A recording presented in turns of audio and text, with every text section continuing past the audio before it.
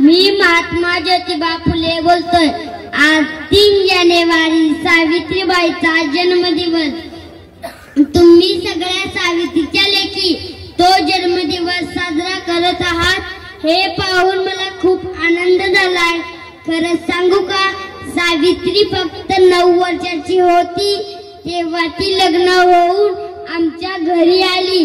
तिच्यात पाहिले की ती खूप हुशार, चाणाक्ष व बुद्धिमान होती।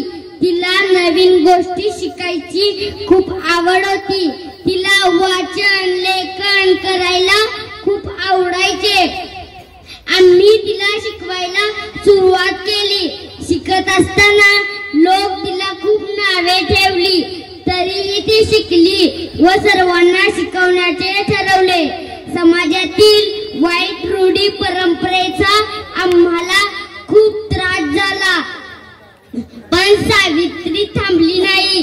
सगळ्या संकटाला तोंड देत ती शिकवण्याचे सुरूच ठेवले। म्हणूनच आज संपूर्ण भारत जगभर सावित्रीबाईचा गौरव करत आहात। आपल्या प्रत्येकीच्यात एक सावित्रीबाई लपलेली आहे।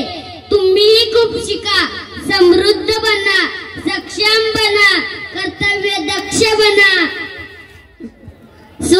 स्वावलंबी बना, स्वाभिमानी बना। कुणावरही अन्याय अत्याचार करू नका व कुणाचाही अन्याय तुम्ही सहन करू नका। स्त्री ही सर्वश्रेष्ठ आहे। सगळेजण एकमेकांचा सन्मान करू। जाता जाता एकच सांगतो, नवीन वर्षाची सुरुवात झालेली आहे। तुम्हा सर्वांना नवीन वर्षाच्या आरोग्यमय शुभेच्छा देतो व तुम्हा सर्वांचे धन्यवाद व्यक्त करतो।